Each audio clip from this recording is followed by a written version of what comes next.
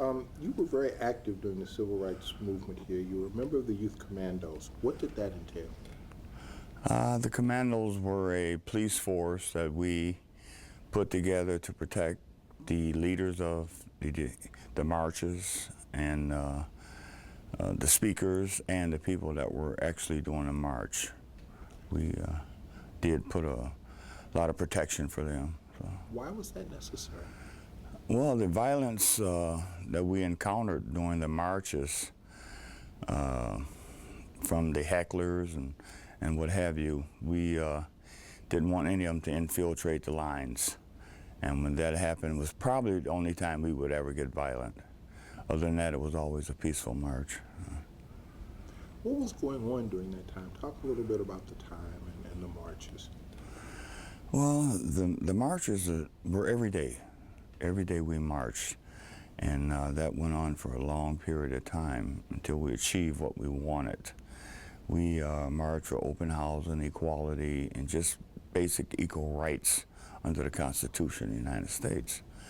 And the black man wasn't equal to the white man in the 60s.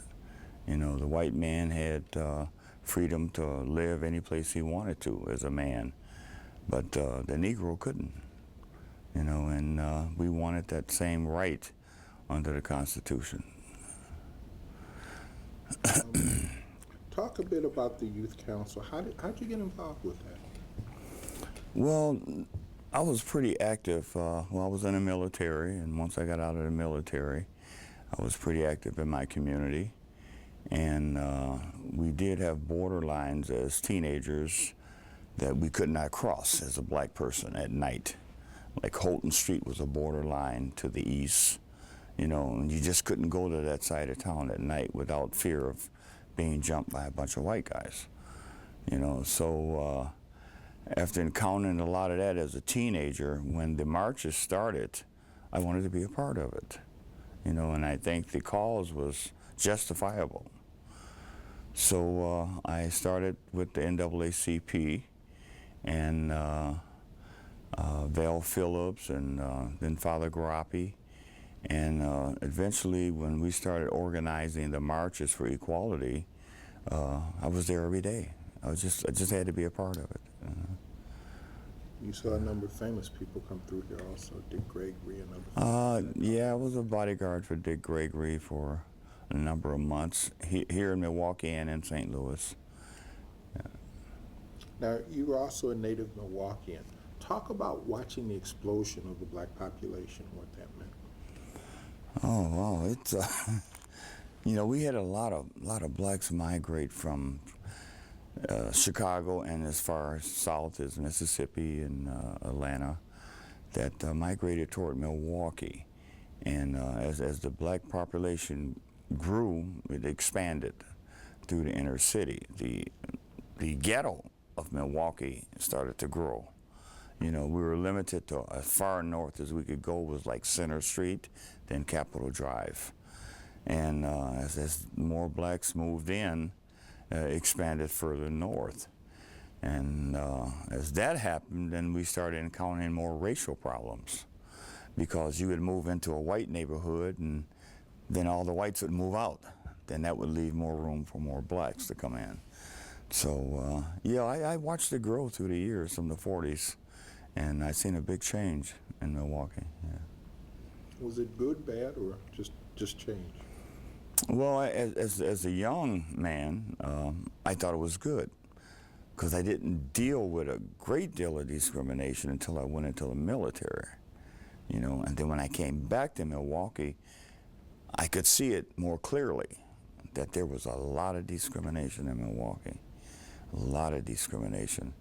And it was time for a change, you know. What do you remember most about those days?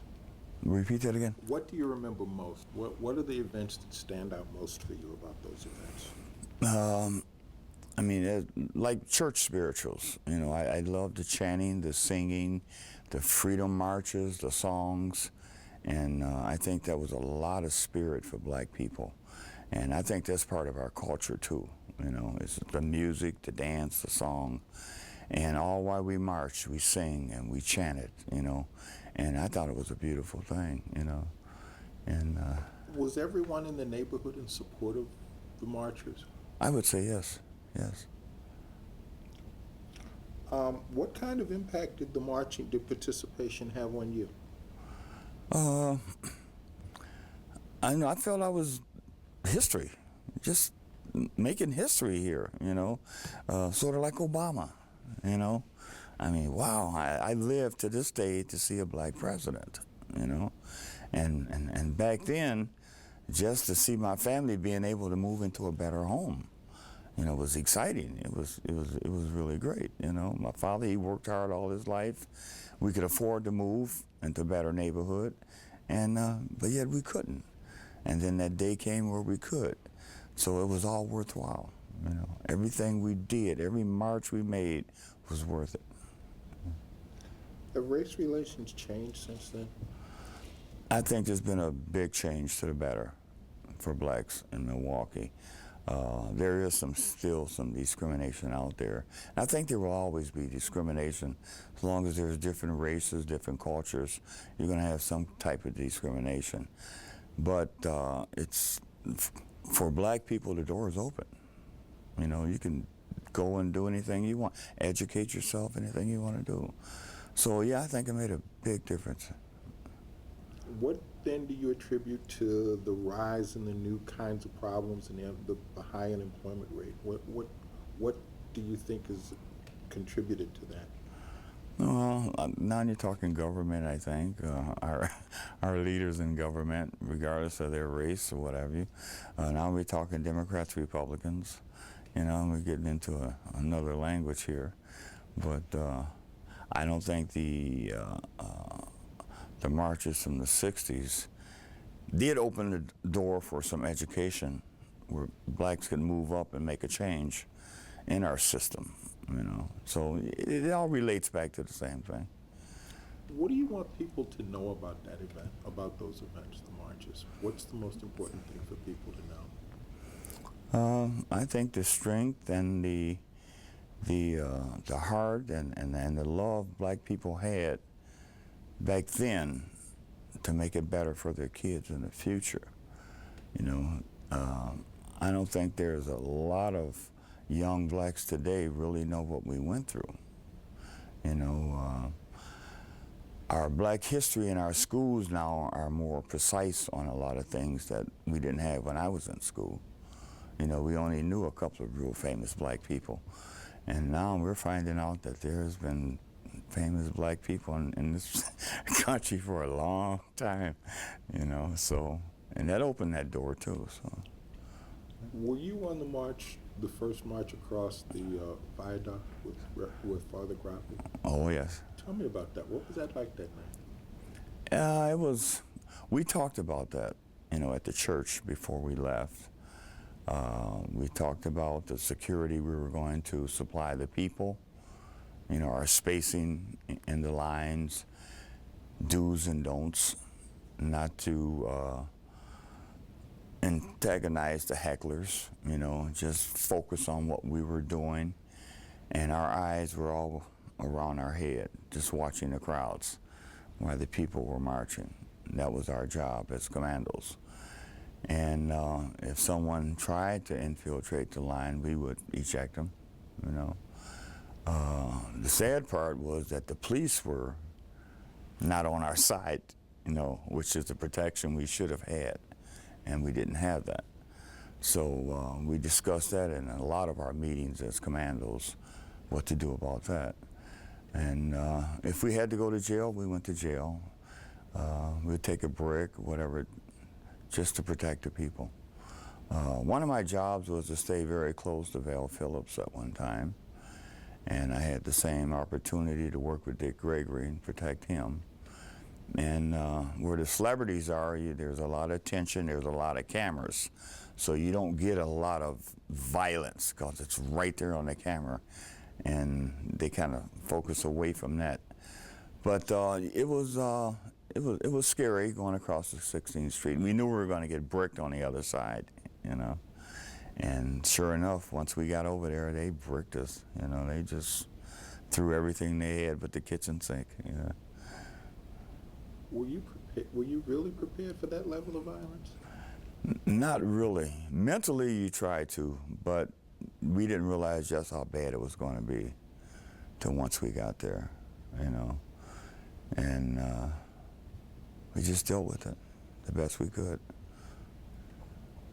You talk to me about being arrested. Were you arrested, and what happened? Oh, on a number of occasions. The part about that is once they get you handcuffed and in the wagon or in the elevator, you're going to get hit. You're going to get beat. We knew that was coming, So there's nothing you can do about that. You can complain all you want, but you have no proof. And a lot of times you would get hit in areas where you wouldn't be bruised. They couldn't see it. Is there anything I haven't asked you about that you wanted to talk about? No, it's just that I like to thank God for the leadership that we had back then.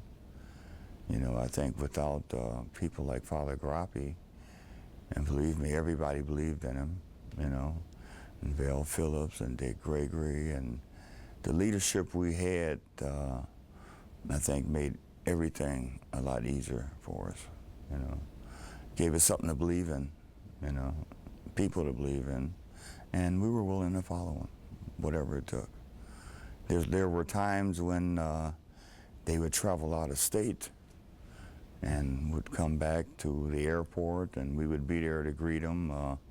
We would start their car, make sure there was no bombs in their cars. We would start it before we would even allow them to get in it to make sure it was okay. So there was times we put our lives on the line, But like I said, it was all worth it. It was all worth it. I have a son today that he's just as happy as he can be. He can go anywhere and he can buy anything he wants. And I think I had a lot to do with that. Thank you. Thank you.